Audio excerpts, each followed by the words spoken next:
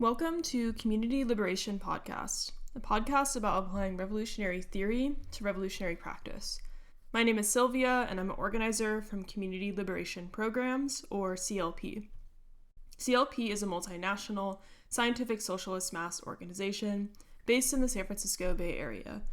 We currently run decolonization programs in Oakland and San Francisco, such as our Oakland Chinatown grocery distribution and our San Francisco Mission Youth Street Medic program.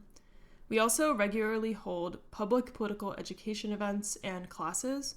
To learn more about our programs, you can follow us on Instagram at Community Liberation Programs and Twitter at ComLibPrograms. And you can support our Buy Me a Coffee and Give Butter in the show notes. This podcast and other decolonization programs for the people are 100% funded by grassroots donations like yours.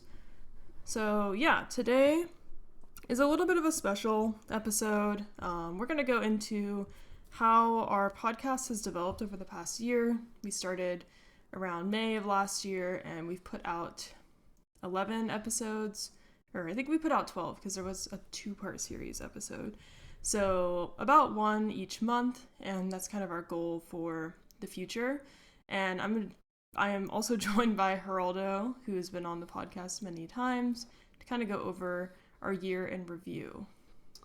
Hi y'all, Geraldo here. Happy to be on the podcast again, and happy to talk about some of the things that we're doing, or some of the things we have done in the past year. So excited about that. I guess before we even dive into it, we can do another check-in, kind of like how we did last podcast. Is how are you doing so far, Sylvia, with CLP and just life in general? So far with CLP, I guess like this month with CLP has been a pretty good month. We had an event earlier in the month, and we also had our grocery distribution this past weekend. So we've been pretty busy and kind of busy with planning some future things coming with CLP, which is really exciting. Bringing more people into the organization, introducing new volunteers, which is always great to see new people coming out and people returning. And just in life in general, I'm pretty excited. I'm going to be going on a little vacation in a little bit, a few weeks, and to just, relax and get some reading in. I've been reading Capital Volume 1 and slowly getting through it, but chugging along a lot better than I did before. I failed at reading it a few years ago, and I think it's kind of a required reading at one point in my life. I wanted to get through it, so I guess now's the time. And I've just been finishing up some other books, been listening to a lot of books lately too, while I'm riding my bike to work, which is kind of nice. But how are you doing at the org, and how's your month? I think things have been good. You touched on the event we did earlier this month on June 11th, for the Free Shaka Shakur campaign event behind enemy lines. That was also a panel with Malcolm X Grassroots Movement, Linda Evans, former political prisoner and member of the RATF, as well as Ida McRae, who was a former member of the Black Panther Party, as well as political prisoner. And myself, I was on the panel, but I was mostly just facilitating the conversation, but the conversation kind of took its own, and I think that was great in and of itself. And besides that, I've been supporting with the political prisoner stuff on the back end and some other things. So this last week we touched on ICE and private prisons, and how that's interrelated, and how current movements within the ICE detention facilities have been growing, with the hunger strike, with the foremen that were able to have a jailbreak outside of Delaney Hall a couple earlier this year. And then, we touched on that and some other stuff, and it was pretty good. We got a good turnout. We had a lot of people writing to folks, a lot of new faces and also recurrent faces. So that's really great to see. Another thing with regard to just myself with reading and stuff, I've read some books that haven't been that have been challenging in different ways. I'm not gonna say as challenging as Capital, but challenging in terms of combating liberalisms. So one book I read was Contextualizing Angela Davis by Joy James, which had a lot of great insights about contextualizing Angela Davis's life, but also had a lot of neoliberal or liberal talking points about the movement or some things without really sourcing a lot of things. I won't go into that. That's a whole other thing. Maybe we could do a podcast on something like that. The other one was Marxism and Other Western Fallacies by Ali Shariati, which was also a book that was heavily biased by the editor and the translator. And I think that is something that I don't really see often, with texts. They're so upfront with it. So that was really interesting to read that and combat some of that liberalism too as well. But now I've been kind of just more or less reading some more fundamental texts because I need to go back to that after reading those two books back to back. But besides that, I'm also listening to audiobooks and stuff like that. So one was America by Grandin. I don't remember his first name, which is an interesting book. I'm not done with it, so I can't provide any critiques on it so far, but I'm almost done. I'm like a couple hours left, but so far it's pretty interesting. But I do think Open Veins is better, even though I have my personal concerns with Open Veins. But I think Open Veins is a lot better of a book. But overall things are going good. Excited for what CLP has in the future. Excited for other political education things we're planning, and other podcasts and podcast ideas that we have, and hopefully we can kind of get those rolling, which we'll talk about probably at the end of the podcast today. But yeah, Sylvia, if you want to take it back, where you want to take this? Yeah.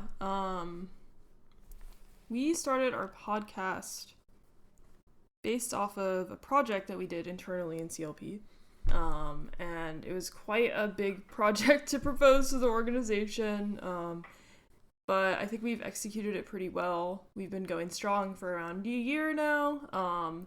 And we have been gaining quite a few listens. So thanks, shout out to y'all for listening. Tell your friends about our pod.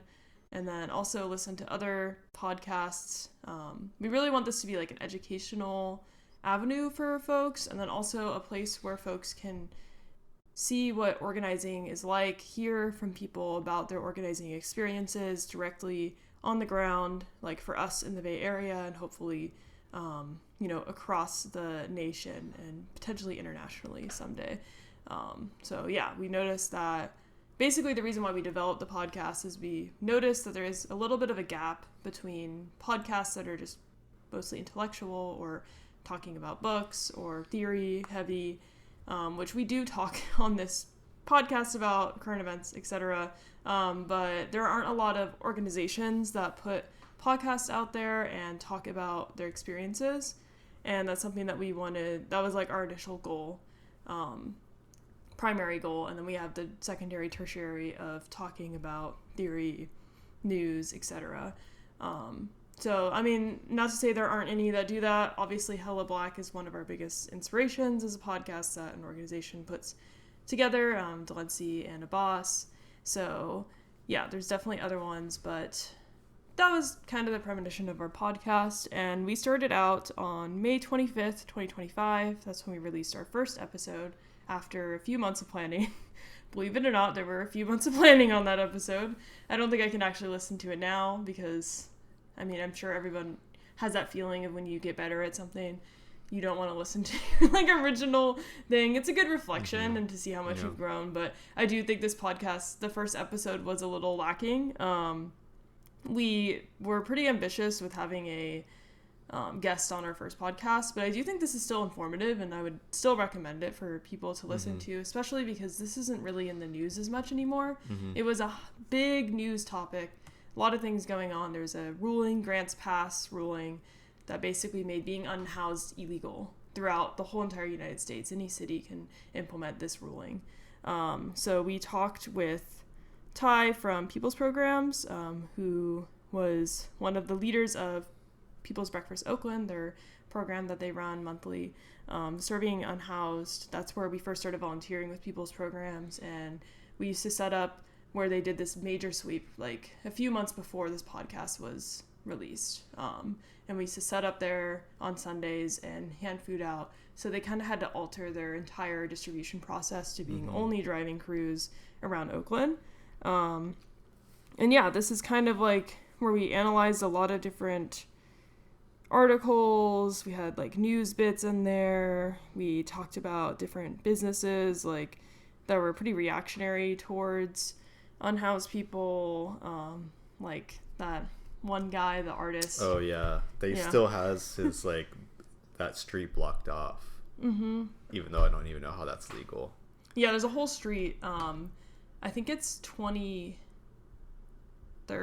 like the other side of 23rd. Yeah.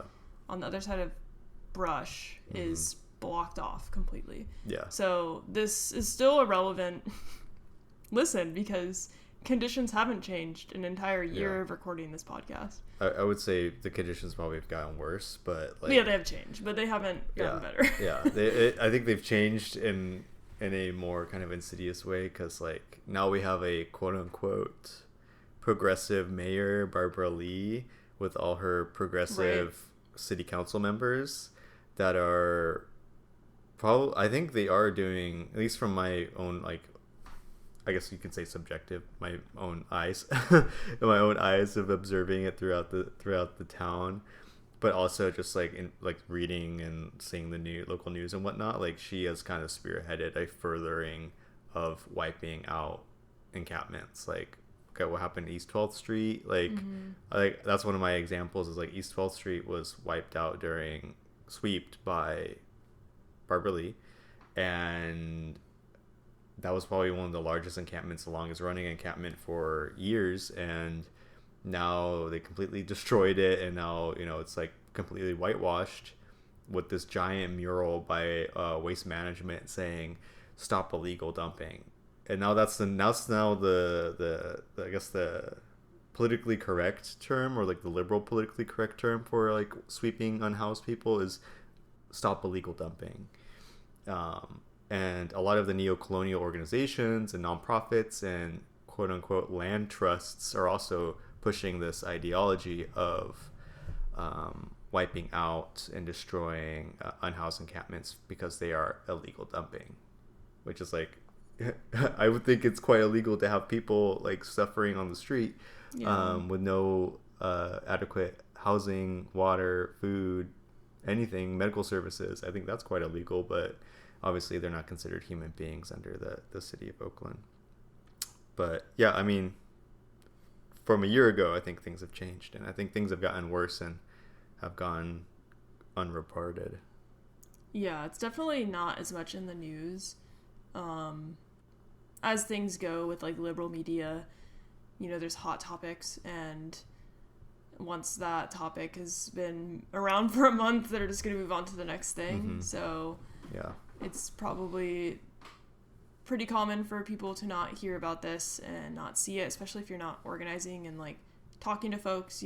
We still volunteer with People's Programs, and it's been really difficult doing the driving crews because we ask people, oh, where did this person go? Like, people are moving around constantly, like we talk to people one time, we come back and we have something for them that they were, put in a request for, like a specific clothing item or something, and they have like moved out, or they got on the city list for the hoteling and now they're staying in the hotel, etc. So it's really hard working with unhoused people, and especially the worse the conditions get for them and the more the city cracks down and the less resources there are for community organizations to build these programs, the harder it gets. Not having enough hot food for each person on the street because there's more people on the street. They've been moving around. We don't even know where they are.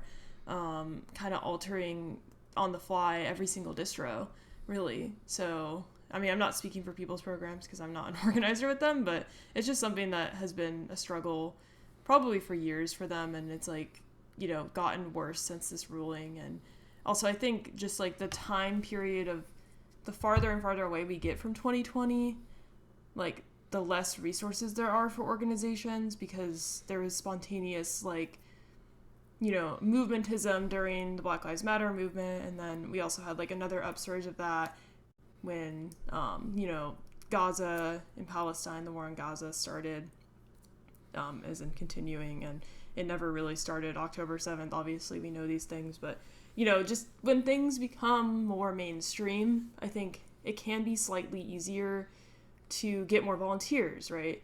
To get resources, to get businesses to donate food to you. And there are some like good community businesses that have continuously donated food for the community, for the unhoused folks that live here, but it does get harder when the ones that do it more spontaneously, you know, they have their one and done community service of the year, and then, you know, they're done. Yeah. So, yeah, a lot to be said on working with unhoused. We could probably do a whole episode on it, because, you know, CLP, I guess I can get into that later on in the next episode, but we have had programs working with unhoused before, and I don't know if we ever wrote like an entire article on it, but it could be something we do in the future. Yeah. I guess I'll move it to the next episode, which was actually a previously recorded one in 2024, but we decided to release it June 14th, 2025, because that was the 12-day war started when the Zionist entity in the U.S. Bombed Iran during the 12-day war, and then led to further escalations in the area. So that was a really good and important thing that we wanted to highlight, because, you know, it provided like a pretty good understanding of like the background of the Islamic Republic of Iran, the history of it, why it came about, the reason for why it is so resilient and against the Zionist entity in the so-called United States, and all these other things. You know, I think it was really important, and I think it still is a very relevant and important podcast that we should listen to, especially after the end of the Ramadan war, which was like a 40-day war, probably a little bit more than 40 days. That's still going on. Like, supposedly there's a ceasefire, but, you know, there's like tit for tat type things, and the U.S. has this whole MOU that they signed supposedly, and then they basically gave up on it, and now the Zionist entity is still like invading Lebanon and all these other things that are continuing to happen. So, you know, that ceasefire is basically kind of like almost moot at this point, but we'll see. I don't know. It's too early to say right now, but I do think that episode's probably one really important for background, because, you know, it's from people that have lived in Iran or visited Iran, you know, have experienced Iran as a in its modern form. So it's something I would recommend. Yeah, and then the next episode was how CLP was formed. Sylvia, if you want to touch on that one. Yeah, and that one we met with our two co-founders in the organization, Rafiq and Danielle. Rafiq has been on a few of the podcasts and the Iran panels and the talk that we had that we also posted later. And yeah, they talked about how they started the organization in 2020. We started with our grocery distribution down in Fremont area, Union City, and built up a water delivery program once unhoused residents started coming to our grocery distribution, talking about how they didn't have clean water access. And yeah, it's a really good episode, kind of diving into the politics of CLP, kind of in the beginning phases, our response to the Black Lives Matter movement, and how we've developed further past that time period and kind of changed our organization entirely into a new organization. We had a name change.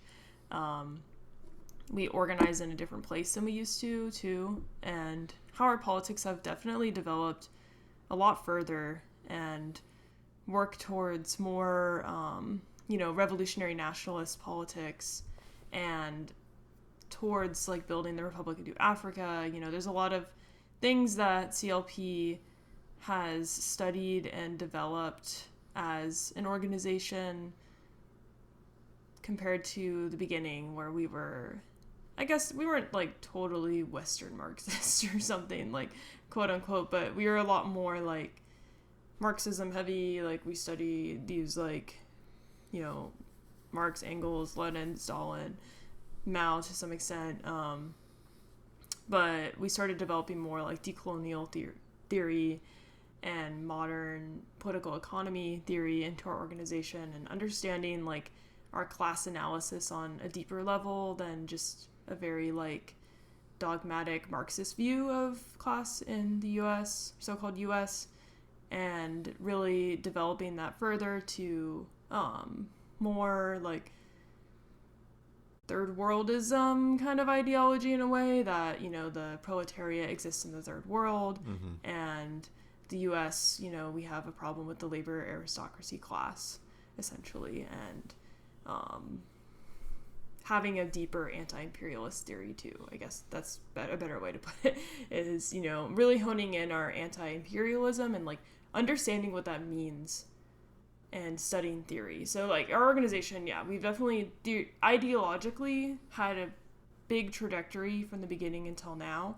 And like obviously our organization might be a lot different in like 5 years, because we are now 6 years old, I think this month or next month. Next July month, is when they formed CLP, so 6 years, almost, you know, we're getting close to a decade at this point. We're over the halfway mark. And yeah, Danielle and Rafiq give a lot of insight on how the program started and developed, and how we kind of didn't have like a major process for starting programs in the beginning, and how our processes have become a lot more refined now, and like our onboarding process to becoming an organizer to building programs, the importance of understanding like historical materialism within your community, like doing social investigation, knowing what was there before you, talking to people in the neighborhoods that live there. We've gone like door to door knocking in places, right? Like these are all important aspects, and I think that episode is really good for learning how to start a revolutionary organization, and also learning from our mistakes too, because we've made a lot of mistakes as an organization, and not saying that other organizations, you know, if they listen to that, they won't make those mistakes. But yeah, that episode is really good. Oh, and I talked about earlier with the unhoused work, and kind of like the pitfalls of working with unhoused folks. And I guess like our experience is working in like suburbia with like unhoused folks, which is like completely different than if you work in like a more city setting. One of our major pitfalls was like volunteer retention.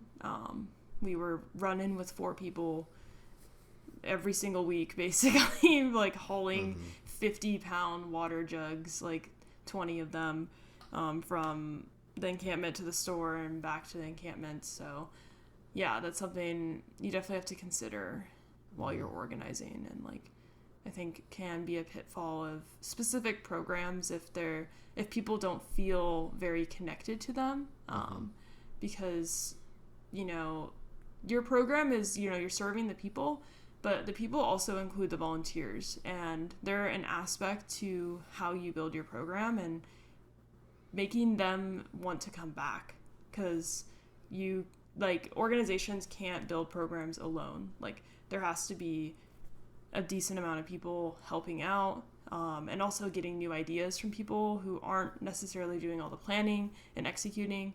Like, you listen to them and you see, like, they come as an outsider and they can see things that maybe you can't, maybe things you looked over. So those are all important things. We have a whole article we've talked about probably multiple times on the podcast, how to start a revolutionary program. I think that's the name of it, along those lines. And we also have our 5-year anniversary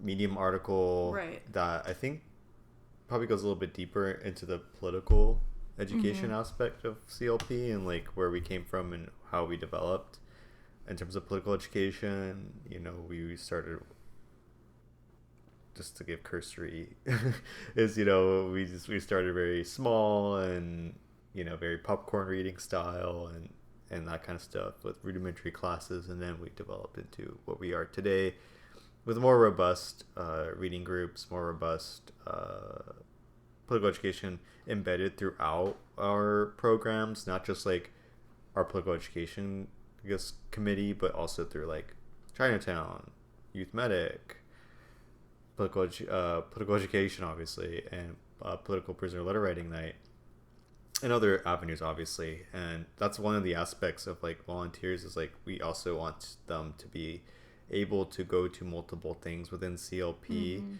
and also be not only engaged with like the individuals who are putting it on, and like obviously building that rapport and building that like confidence in our organization, but also building your political education like capacity and understanding of like the current conditions of things. So I think that is like another aspect that I think we've definitely improved on. But there were also a lot of great successes, and I'm not going to go into that because I think that would just take too much time. Because there's a lot of good little vignettes from the early days of CLP. The next episode we did touch on, I just touched on this a little bit too, was the Youth Medics program.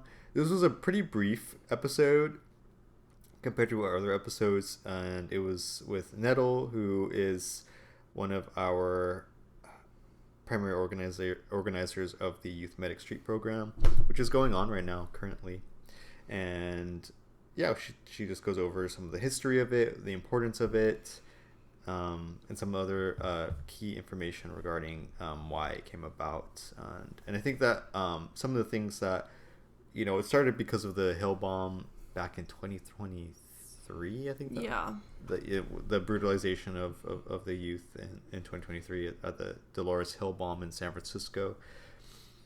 And we created this program. One is to, obviously combat that potentiality, but also to build up the skills of the youth to take care of one another.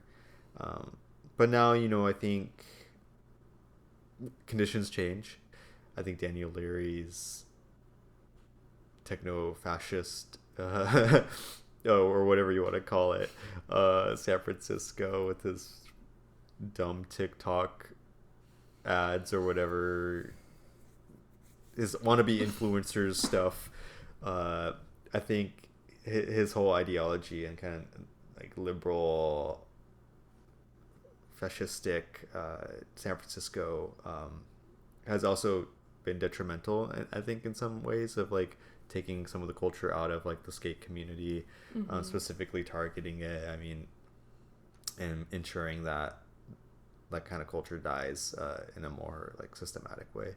And then I think he is also, spearheading, just like Barbara Lee, spearheading the rampant enclosures of encampments and sweeps and shipping people out of San Francisco. I think there was recently an article by, I don't know if it was SF Standard or SF Chronicle, talking about like San Francisco has the lowest rate of unhoused people in like a decade or something. So obviously his fascistic SFPD rounding up of people is obviously decreasing that potentiality. And I think a lot of the other things. There was all these other events that happened during Daniel Leary's kind of tenure. Right now, it's the soccer game, the World Cup. The soccer game, the one soccer game, the World Cup. But there was some other thing in San Francisco. There's a big thing that happened. I can't remember, where they sweeped a bunch of unhoused people. APEC, but yeah, I think that was under London Breed. Yeah, that was London Breed. But there was another thing that happened like last year, There was, yeah. But I can't remember. He's been doing a lot with like Civic Joy Fund. Yeah. Which is Zionist Manny from Manny's Zionist Cafe. His nonprofit or whatever you want to call it, that he's been doing a lot of free concerts throughout the city. He did a huge one in Civic Center, and he's just like often he's like creating these like entertainment corridors, which is also another way to wipe out unhoused people from certain communities. So I think that's also like something that we have to change our approach with the Youth Medic program. Things are changing, demographics are changing, but there are still needs. There are still oppressed nations, still oppressed communities that we need to support. Yeah. So that's something that, building off of that, we are thinking about and developing further. I don't know if you wanted to touch on that episode 4. Anything that I missed or anything? Not too much. Yeah, I think Nettle also got a lot of inspiration from Dr. Ruba, and there was another person. She talked about one of those books. But yeah, our Youth Street Medic program in general is definitely a growing program where we are hoping to, expand it more. And it's something that we started as youth, but we are also realizing that a lot of, more adults are attending our programming, and we work primarily out of a space called the Center for Economic and Social Justice. Mm-hmm. And they have talked to us a lot about working with like immigrants for this program, because it is like really good skills that I think every single community would benefit from. And yeah, you were going to say something? Oh, it's the Center for Social and Economic Justice. Yes. CSEJ. I think I always mix up the social and the economic. Yeah. Because social justice. But cool. Yeah, it's a really cool space. It's on 16th and Mission. We have a lot of programming out of it, and we've had a few events there. So they've been kind enough to allow us to use the space and be like a member in the space. Something that I wish we could have in East Bay, but I don't think that exists here. Yeah, and the places that did exist are now bought out by neoliberal, neocolonial, so-called land trusts that try to pride themselves on representation politic, but still allow Zionism to live in their space.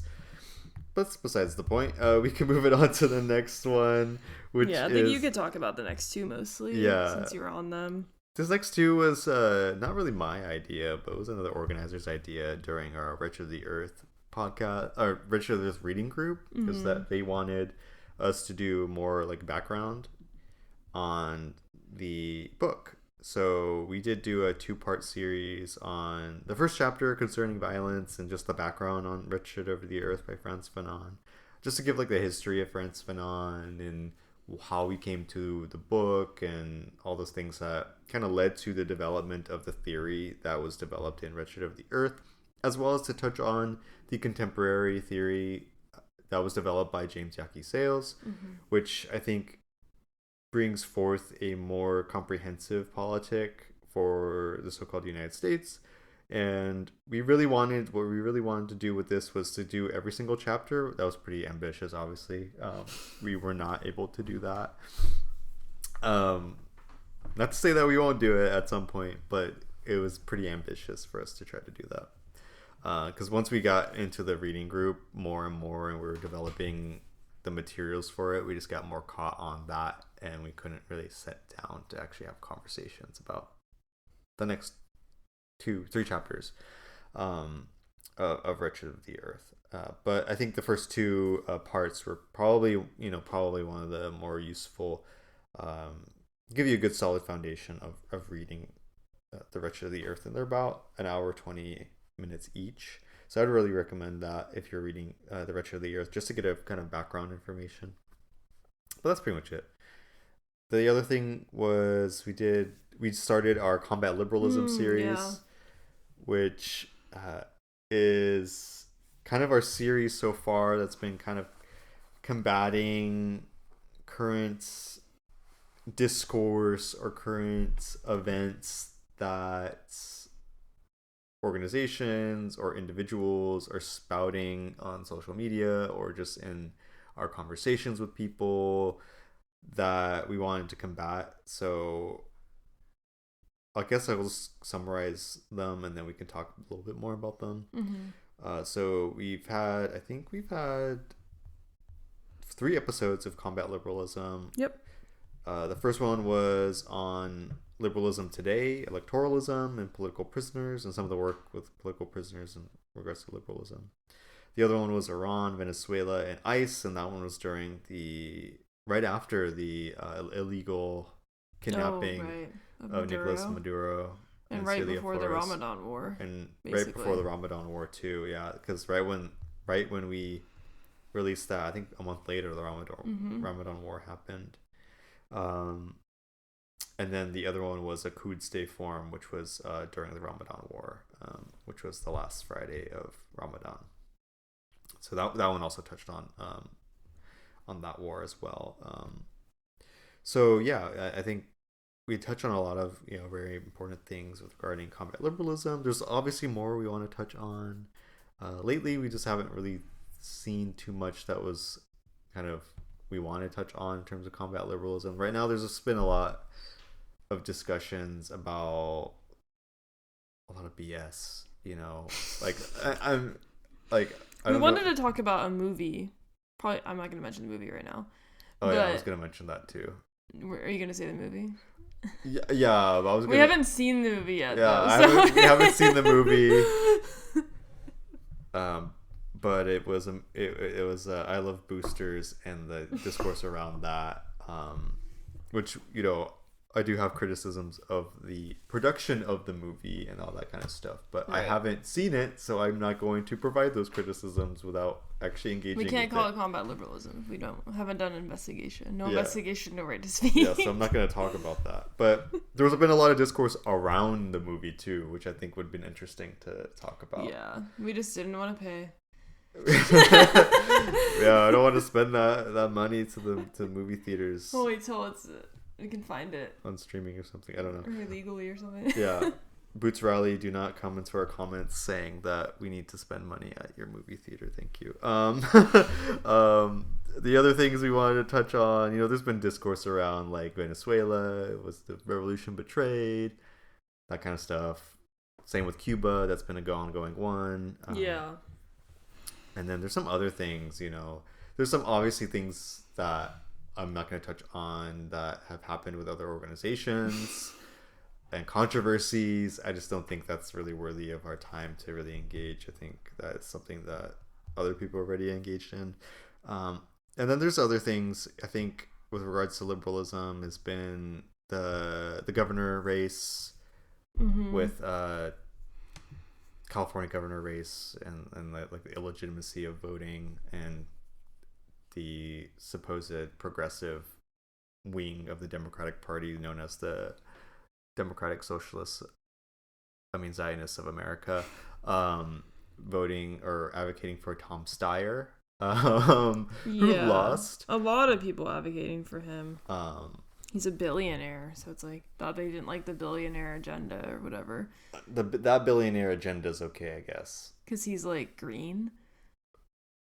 He's green with money. I don't know. Well, yeah, I think he was like endorsed by the Sierra Club and like all these like horrible liberal like settler NGOs. Sierra Club's an NGO, right? Yeah, Sierra Club. Yeah, they're like a settler NGO. Yeah, but I think like a lot of people,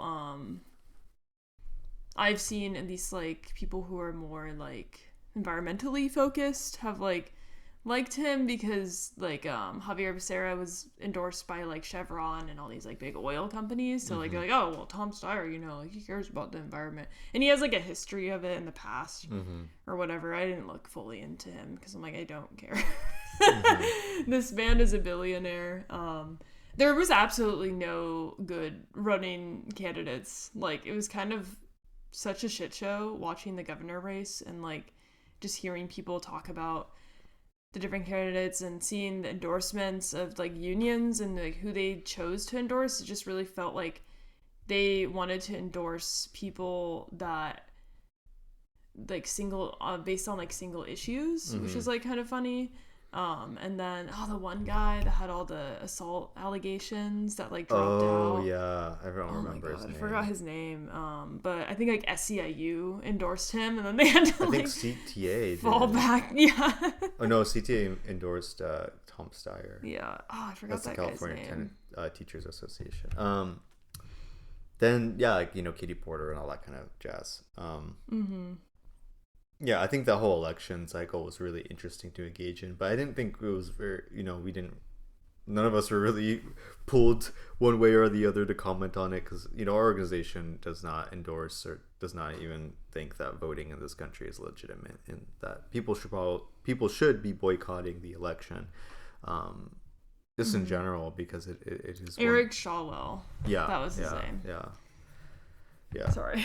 So that's why we didn't really touch on that. I mean, it just shows like the shit show of it, and like. Yeah, I mean, you have one neoliberal, Javier Becerra, versus... Even if we endorsed voting, like, who would we have endorsed? a CLP candidate for governor. Yes. Yeah. We're running next year. We have a few people who are old enough. I'm joking. I think there's governor, no age. There's no age. Sorry, I was thinking president. No, I saw a college age. You're right. We've joked about running certain people for president. Yeah. Yeah. The other thing the other combat liberalism episode was a settler colonialism one, combating some of the narratives around that. Yeah, and decolonization is not a metaphor. That was our latest episode 10. Mm-hmm. Yeah, so there's definitely more to come. We've gotten some good feedback on the combat liberalism episodes.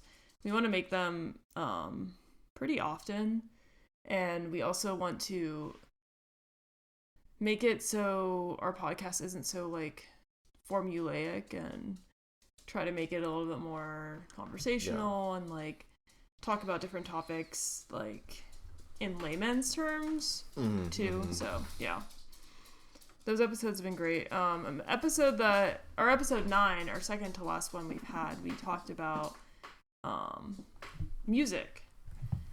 It was post Super Bowl, and we talked about the role of music in revolution and counter-revolution. So we had Bad Bunny's performance on the Super Bowl stage, where we talked in depth about an article that Geraldo wrote, actually. Neocolonialism at Center Stage, Bad Bunny's Don Rowe, Propaganda Blitz. And also Kiri, who is an organizer with us, wrote about another article called The Revolution Will Not Be Streamed on Spotify, and we went into depth about that, CAA involvement in art, and different examples of counter-revolutionary music. We talked a lot about counter-revolutionary music, but we also talked a lot about revolutionary art and revolutionary music, and how that can be used for the good, how that can be used for the movement, building towards something, donating money to organizations, like throwing fundraiser shows, donating money to the third world, like the World Solidarity Front, screen prints, and donates all the money that they make from that. So there's like different examples on how you can be a revolutionary artist. Because, a lot of what organizing is seeing things that are incorrect, but we also have to have a rebuttal to that, and we also have to show what an alternative can look like and how it can be played out. Yeah, I don't know, did we touch on No Name in that? We might have not. I feel like we didn't even touch on No Name, but No Name was another though there are critiques of No Name's work with No Name's library, but I do think their work is really admirable with providing political prisoners, or prisoners in general, political material, and doing it better than a lot of other organizations that do that, like the NGOs that do it. So I do think, big kudos to No Name for doing that, and I do think the work that they do is an example of what other artists can do. Yeah, and I think a big thing about revolutionary art is showing the conditions of your people and what they're living under, and like talking about it in your music. That's like, I think, the best way to go about revolutionary art, because sometimes there can be like revolutionary music, I'm not going to name names, but it's like super cheesy, and like it's like just name dropping random revolutionaries, or just like saying things. I guess maybe that's like a slight critique of some of No Name's like new music, where I felt like her older music, she kind of just talked about like the living conditions, and that's like the type of music that I think will actually reach the masses, rather than just like naming random people constantly, or just like really trying to push the revolution or the revolutionary politic instead of kind of exposing conditions or talking about certain things in your art, which is something like I think I could struggle with my art as well, as like an artist. But yeah. Mm-hmm. Yeah, I think that's my biggest critique of like revolutionary artists is that sometimes it's really corny. Like I don't think like name dropping George Jackson, Franz Fanon, and all these like concepts or books or whatever as like really useful and engaging the people like with art in general. I think No Name's first album was a really good example of like providing conditions and that kind of stuff, and I think some artists do a good job with that. Revolutionary art doesn't have to be just like name dropping things, and I think that's a big issue. I think just in general political education is that sometimes it can be self-serving for people where it's just like, I'm going to name drop all these books that you haven't read or you may have read, and therefore I'm more superior or something like that, which I think is something that CLP strives to be against. Yeah, I think we can maybe go over what we want this next year to look like for the podcast. I think that's kind of a good transition. Yeah. I think this next year, our podcast, we want it to be kind of a slight viewpoint of what CLP looks like and what we're doing. And we wanted the audience to be able to meet different organizers in the organization. I know we haven't had like too many organizers on as of lately, but we're hoping to have a little bit more in-depth analysis of our programs. I think we're going to have an episode on the Youth Street Medic program. Now that we haven't talked about it in about a year, I think it'd be good to talk about our Chinatown distribution program and how we're developing more like traditional Chinese medicine and working with the elders beyond grocery, like different physical activity events, just kind of like what our struggles are and what our successes have been. And also just to go a little bit further into developing more podcasts with different organizations and have different guests or different people within the movement. We've, made connections throughout the years, and I think just to solidify these things and talk about different topics, so our audience can learn about different things happening around the world, around the country. Yeah, that's like the main goals I have, at least for the podcast. On the top of my head. Yeah, I think a big goal is, I think you touched on it, is to have more people take the mantle of the podcast on, to host the podcast and doing other things. I think it'd be cool to see CLP folks taking on doing, I hate the term crash course, but like, introductory things on certain topics or theories on scientific socialism or specific histories or specific things that are related to scientific socialism. The development of socialist construction and pitfalls of that, that kind of stuff, I think would be really interesting and I think useful for political education purposes. I think that another thing is obviously interviews. I would love to interview more people, not myself, but maybe other people can interview other people. I mean, I'm down to interview people. Geraldo doesn't want to be on the pod anymore. Get me off the pod. I don't want to be on it. I'm shackled to this chair. That's why I'm joking. No. I'm fine. I'm down to interview people, but I would love to pass the baton because that's how other people learn. To interview other people in the movement, or we're in the movement, that are obviously aligned with our politics. And I think introductory things on scientific socialism. I think other things would be cool. As you said, we're diving deeper into a program, so Chinatown specifically would be really cool because I don't think we really did any. We haven't done a podcast on that. I think that'd be great. Maybe maybe at some point even talking to the folks that helped develop it Yeah. would be kind of cool. Um, Maybe even a podcast on previous programs we've done in the past. I think that there's a lot of lessons to learn there. I mean, you could obviously read those in our Medium articles, but I think there's some lessons there, like Multimedia. in multimedia.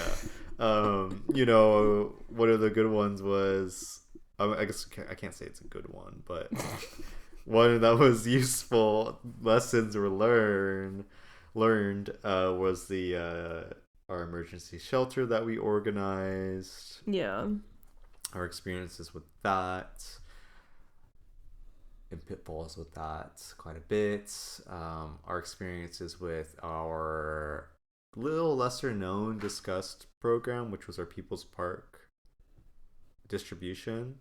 There's a lot of lessons learned there. I mean, People's Park doesn't exist anymore. Yeah. And a lot of the issues for why it doesn't exist, we saw straight with our eyeballs and our own experience and, political struggles with certain organizations because of their lack of organization that led to the destruction of the park.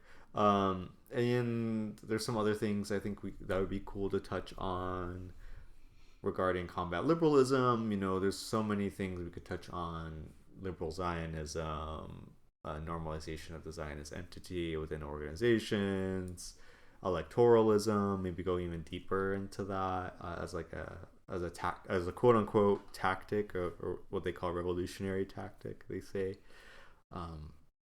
and why we don't agree with that. Touch on some of the other pitfalls with, like, I think we touched on the previous podcast, like settler Maoism and settler Marxism Leninism, settler anarchism, and those kinds of pitfalls too. I think would be really interesting. Folks might get a lot out of. And I think, another thing is like, and this podcast is new, and I understand people are not super talkative, folks that are listening. But you could always write in our comments, or even, what do you want to learn? What do you want to learn? Or you could even DM us on Instagram or Twitter, or send us an email at our Proton Mail or Gmail, or whatever you want to contact us on. Because I think that'd be interesting. That's what also makes us, we're not like this kind of stonewall. We're not going to listen to any other people outside of this, the two people recording this right now and the organization that's recording this right now. We're actually interested in what people think. So, your input and interest is actually what would drive this further. So, I mean, obviously, if you're interested in all this stuff, like, we would love comments to say you're interested in the things we're saying. But if there's anything that we didn't touch on, please, like, let us know. And yeah, there's a lot we could do with this podcast. I think, we don't really want to go down the path of, like, just interviewing people all the time, or just doing, like, hot takes, combat liberalism, that kind of stuff, and just, like, talking about theory or whatever. Like, we do want to go back to our roots, which is our primary goal of this podcast, which I think we did well with talking about the things we talked about and providing analysis and information for people. But I think also going back to the source is good too, for the podcast. And I think, like, and this is something I've realized just listening to other people that do this type of work, at least with podcast work, is like, a lot of people are not interested in that one-on-one, the on-the-ground work and organizing stuff. They're interested about the theory and the discourse and all that stuff. But I think like CLP in general, we don't care about that. Like, we do care about providing people with, like, things that they can utilize as an organizer, or whatever you want to call yourself, in the movement, and actually, making change in your community. Because, like, no one could eat a podcast episode, or, like, no one can eat a concept. Like, you actually have to provide that in real time to make change in our reality. So yeah, not to say that the things we talk about in the theory we talk about in the combat liberalism we talking about is not useful. It is useful. I do think also providing, like, useful things that we've learned and failed on will be useful for other people to apply it so they don't make those same mistakes or can move beyond the things that we made mistakes on. To maybe create like programs that we were not able to put on, but they can in their conditions because something might be different. So just as something to think about, that I'm thinking about this podcast and that kind of stuff for the year. And hopefully we accomplish all that stuff. Yeah, it can be kind of hard to talk about programs, especially because there's a lot of things that, we're not going to tell people on a podcast about, like just security wise. So, but we do want to be able to provide that information, and I know there's people out there looking for it. Another thing I think would be good is like our programs, there is like direct service programs, but also we have our political education, which is a service program for the people, just like in a different way. And I think we could do more with, the episodes that did well were the Wretched of the Earth reading group. I think that is, or the Wretched of the Earth, the first podcast. I think that's our most listened to podcast. And I think one of the Iran ones was. Yeah, but I think the Wretched one is still like higher, based on our stats. So I think doing more podcasts based on books. One I was thinking of, maybe we could do it soon if we can get some people to help out, or if I have time, is the discourse on colonialism. I think we just, that's a required reading for CLP organizers, and we just like read it again with a few people, and I think there's a lot of good things to talk about, not necessarily about the book, but kind of analyzing the book based on things that we see in the world today. So I guess that is like an important tool to be able to use a book for. And that's why we read books, right? It's not just like, oh, we're reading this book to like know, like memorize everything that was written down. It's like, no, like how can I apply this theory? Which I think would be a really interesting series, is like how we apply, because our intro is how we apply revolutionary theory to revolutionary practice, and like the half of that is the theory. So I think talking about different texts that we are either doing an external reading group on, or maybe we've read internally and people have a lot of thoughts. I think it'd be good to hear from CLP organizers about that. But yeah, I think that's like kind of it for what we want to do in the next year of Community Liberation Podcast.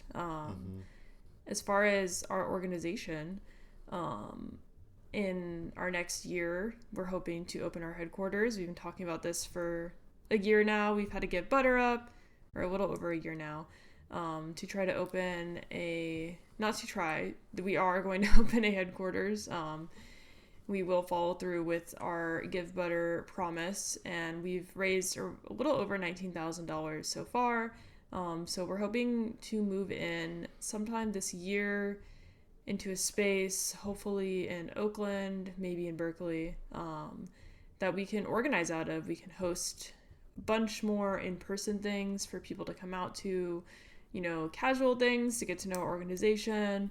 We can host our reading groups, our letter writing night, our bagging sessions for our grocery distribution, and potentially new programs can evolve from that in the future years.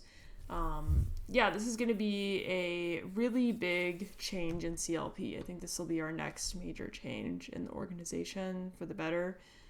We've been really needing a space, that's something that holds a lot of organizations back, and probably is a thing that organizations fail and kind of stop organizing because they don't have a space to organize out of.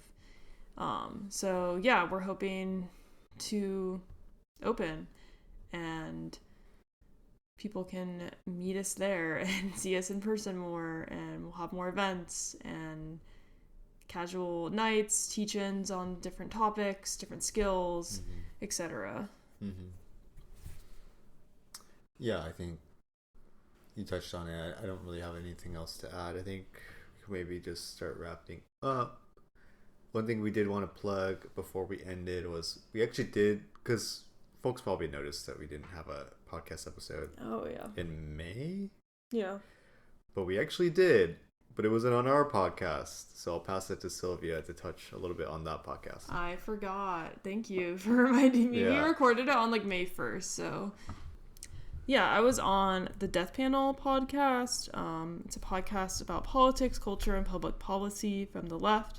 They're doing a series on different organizations, and it's kind of like a spoken history series talking about quote unquote like mutual aid and organizing around health and healthcare. So we were asked to join because we do have our Youth Street Medic program. And then we also have like our Chinatown distribution, which heavily focuses on health, working with elderly.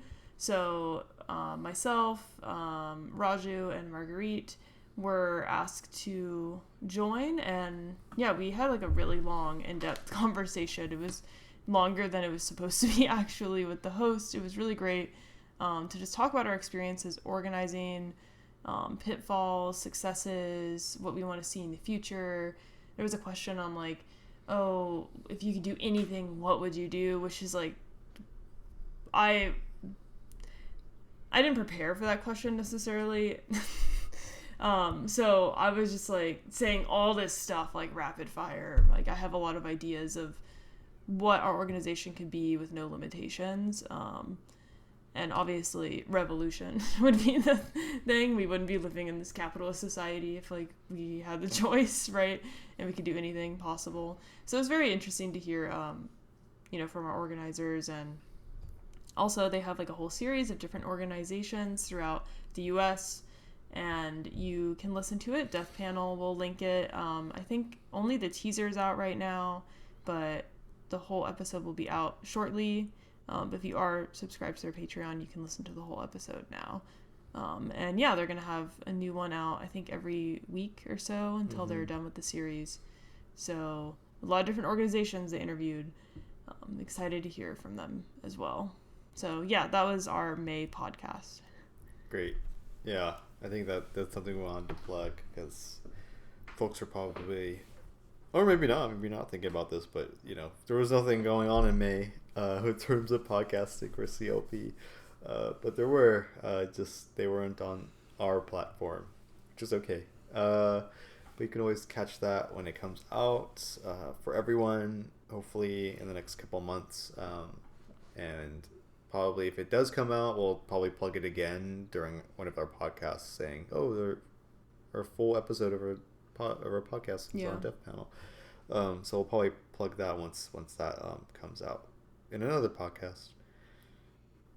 But yeah, I don't really have anything else to touch on, for the summer for CLP. There's going to be some other events happening in the East Bay. We're going to have our political prisoner letter writing nights every third Wednesday at Oak Stop. We're planning some ideas right now, nothing set in stone, for Black August, as well as another reading group at the end of the year, which we're still thinking about and kind of planning for that. And then the Chinatown distribution, which is every third Friday and Saturday, so you catch that in July as well.